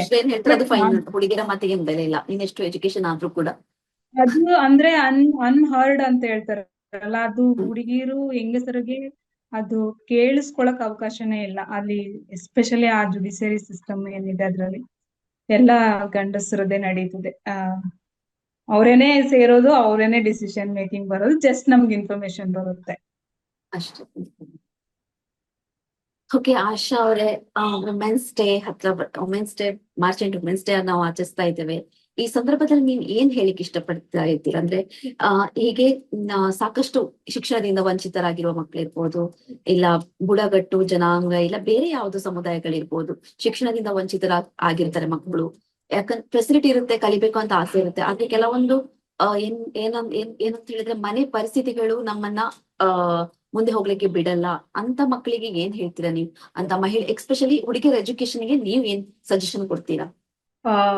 ಆಕ್ಚುಲಿ ನಾನು ನಮ್ಮ ಸ್ಟೂಡೆಂಟ್ಸ್ಗೆ ತುಂಬಾ ಅಂದ್ರೆ ನಾನು ಹೇಳಲ್ಲ, ಆಕ್ಚುಲಿ ನಾನು ಬದುಕೋ ರೀತಿ ನನಗೆ ಇಷ್ಟು ಈಸಿ ಅಲ್ಲ. ಅಂದ್ರೆ ಇಡೀ ಮೈಸೂರು ಜಿಲ್ಲೆಯಲ್ಲಿ ಒಂದು ತುಂಬಾ ಸಣ್ಣ ಸಮುದಾಯದಿಂದ ಒಂದು ವಿಮೆನ್ ಬಂದು ಒಂದು ಆರ್ಗನೈಸೇಷನ್ ಕಟ್ಟೋದು, ಅದು ಓನ್ ಆಗಿ ಆರ್ಗನೈಸೇಷನ್ ನಡೆಸೋದು ಅಷ್ಟು ಈಸಿ ಅಲ್ಲ. ನಂದು ಆರ್ಗನೈಸೇಷನ್ ಸ್ಟಾರ್ಟ್ ಮಾಡುವಾಗ್ಲೇ ಅದೇ ಉದ್ದೇಶ ಇದ್ದಿದ್ದು. ಅಂದ್ರೆ ನಾವು ಒಂದು ಎಕ್ಸಾಂಪಲ್ ನ ಸೆಟ್ ಮಾಡ್ಬೇಕು. ನಮ್ ಆಕ್ಷನ್ ಮೂಲಕನೇ ಎಷ್ಟೋ ಇನ್ಸ್ಪಿರೇಷನ್ಸ್ ಆಗುತ್ತೆ. ಅಂದ್ರೆ ನಾವ್ ಹೇಳೋದಕ್ಕಿಂತ ನಾವ್ ಹೇಗ್ ಬದುಕ್ತಿದ್ದೀವಿ ಅನ್ನೋದು ತುಂಬಾ ಇನ್ಸ್ಪಿರೇಷನ್ಸ್ ಆಗುತ್ತೆ. ನಾನು ಎಸ್ಪೆಷಲಿ ಮಹಿಳೆ ಮತ್ತೆ ಹೆಣ್ಮಕ್ಳಿಗೆ ಹೇಳೋದು ಇಷ್ಟೇ, ಅಂದ್ರೆ ನಾವು ಹಿಂದೆ ಹೋಗಿ ಏನನ್ನು ಚೇಂಜ್ ಮಾಡಕ್ ಆಗಲ್ಲ, ಬಟ್ ಮುಂದೆ ನಮ್ಗೆ ಅವಕಾಶ ಇದೆ. ನಾವು ಚೇಂಜ್ ಆಗ್ಲಿಕ್ಕೆ ಮತ್ತೆ ನಮ್ಮ ಬದುಕನ್ನ ಚೇಂಜ್ ಮಾಡ್ಕೊಳ್ಳಿಕ್ಕೆ ತುಂಬಾ ಅವಕಾಶ ಇದೆ. ಅಂತ ಅವಕಾಶಗಳನ್ನ ಮಿಸ್ ಮಾಡ್ಕೋಬೇಡಿ. ಅಂದ್ರೆ ಆತರ ಅವಕಾಶಗಳು ಬಂದಾಗ ಅದನ್ನ ಮಿಸ್ ಮಾಡ್ಕೋಬೇಡಿ. ನನಗ್ ಬಂದಂತ ಅವಕಾಶಗಳನ್ನೆಲ್ಲ ನಾನು ಸ್ವೀಕರಿಸಿ ನನ್ನನ್ನ ಮುಂದೆ ತಗೊಂಡೋಗಿದ್ದಕ್ಕೆ ನಾನು ಈ ಮಟ್ಟಕ್ಕೆ ಬರ್ಲಿಕ್ಕೆ ಅವಕಾಶ ಆಯ್ತು. ಈಗ ಎಲ್ಲದಕ್ಕೂ ಅವಕಾಶಗಳಿದೆ, ಬಟ್ ಆಯ್ಕೆ ಮಾಡುವಲ್ಲಿ ನಾವು ಎಡವಬಾರ್ದು. ಸೊ ನಮ್ಮ ಆಯ್ಕೆ ಕರೆಕ್ಟ್ ಇದ್ದಾಗ ಧೈರ್ಯದಿಂದ ಮುಂದೆ ಹೋಗ್ಬೇಕು. ಮತ್ತೆ ನಮ್ಗೆ ಇವಾಗ ತುಂಬಾ ಅವಕಾಶಗಳಿದೆ, ತುಂಬಾ ಅಂದ್ರೆ ತುಂಬಾ ಅವಕಾಶಗಳಿದೆ. ಅದನ್ನ ನಾವು ಸರಿಯಾಗಿ ಬಳಸ್ಕೋಬೇಕು. ಇದಿಷ್ಟು ಮಾಡಿದ್ರೆ ಯಾರೋ ಬಂದು ಮಹಿಳಾ ಸಬಲೀಕರಣ ಮಾಡೋದಲ್ಲ, ನಮಗ್ ನಾವೇ ಸಬಲರಾಗ್ತೀವಿ ಅನ್ನೋದು ನನ್ನ ಆಶಯ.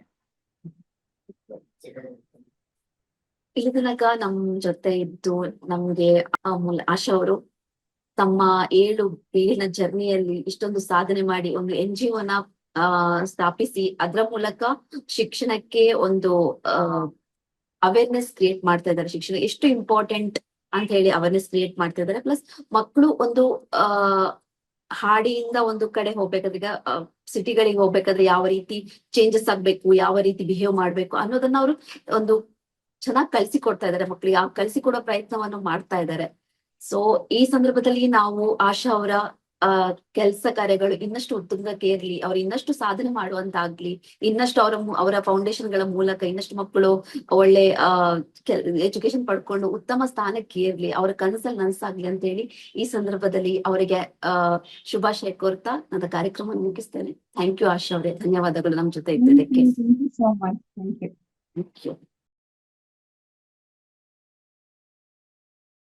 ಹೆಚ್ಚಿನ ಸುದ್ದಿ ಅಪ್ಡೇಟ್ಗೆ ಈಗಲೇ the federal Karnataka YouTube page ಅನ್ನು ಸಬ್ಸ್ಕ್ರೈಬ್ ಮಾಡಿ.